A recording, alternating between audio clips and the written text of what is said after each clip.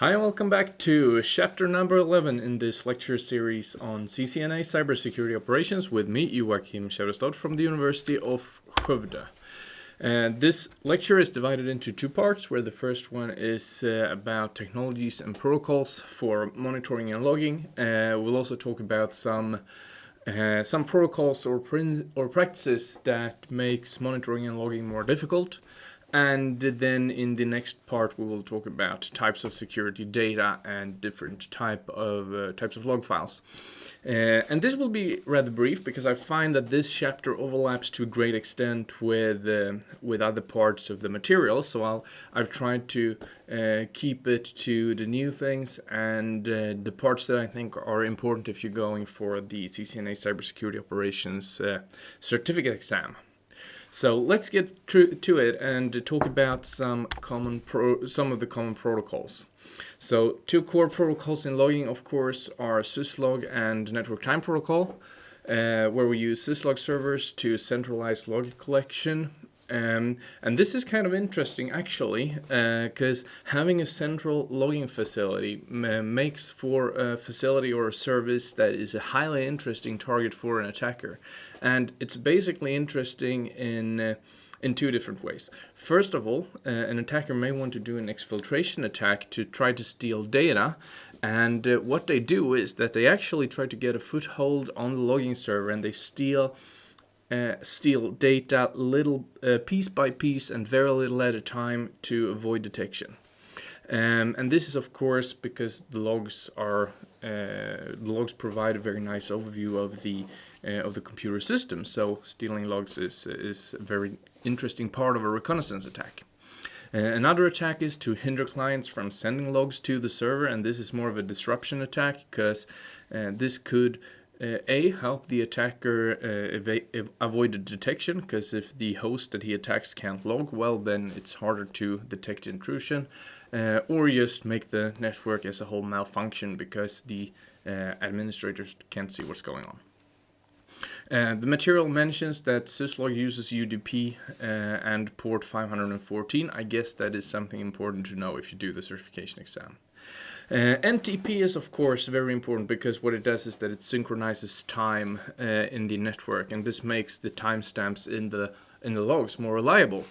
Of course, something that an attacker can do is to attack NTP in order to obfuscate timestamps, and that makes logging appear to be completely out of order, and it creates a puzzle that is very hard to decipher when you work with intrusion detection.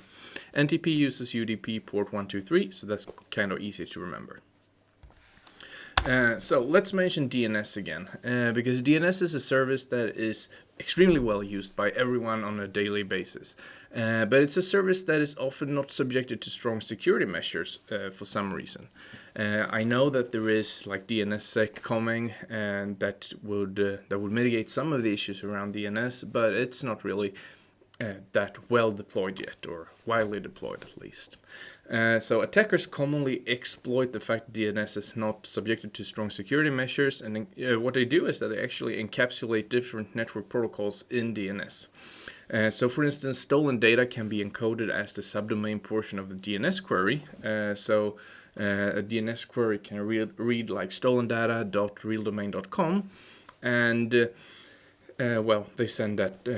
They use that DNS query as a way to send out stolen data from a network.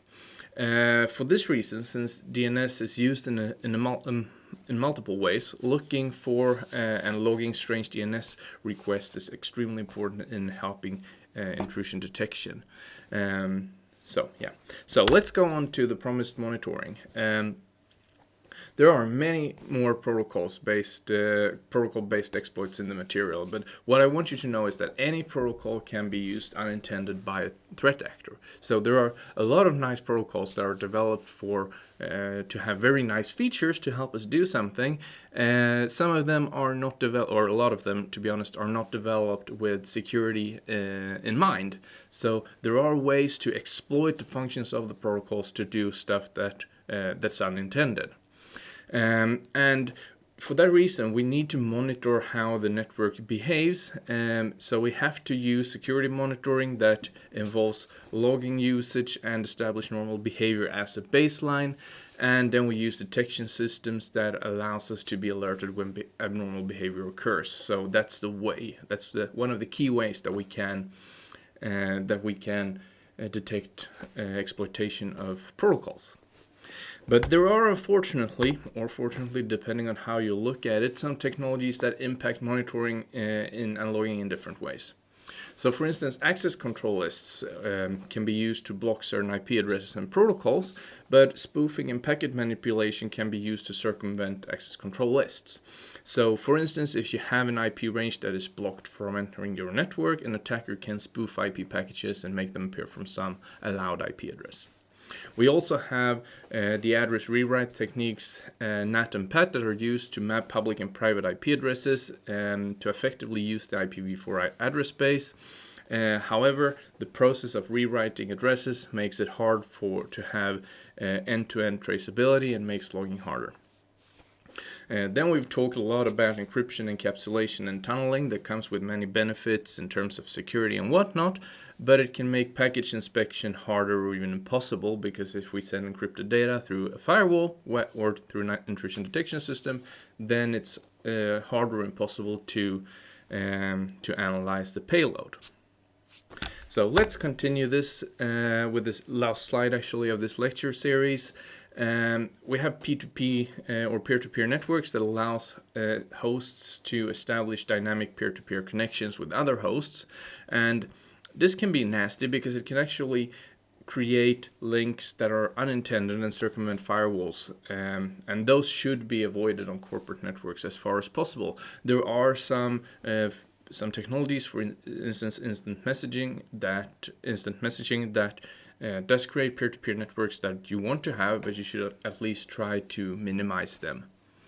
One of those peer-to-peer networks that is particularly known and a little bit different is Tor or onion routing, and it's a peer-to-peer network of routing devices that is there to provide anonymity. And what it does is that it makes it damn near impossible for end-to-end tracking, and this can be used by an attacker to avoid firewalls or to avoid blacklisting. And as I'm sure you can imagine, it introduces a lot of firewalling challenges because you have no idea how a package traverses the network or even where it's from.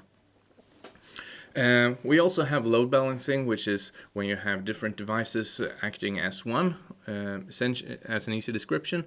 And this is, of course, good for performance and reliability, but it makes end-to-end tracking more difficult and thus logging. So that was a very short discussion on logging and some technologies that impact logging. We will talk about some logging tools in the next slide, and until then, feel free to leave questions in the comments field, and I see you in a little while.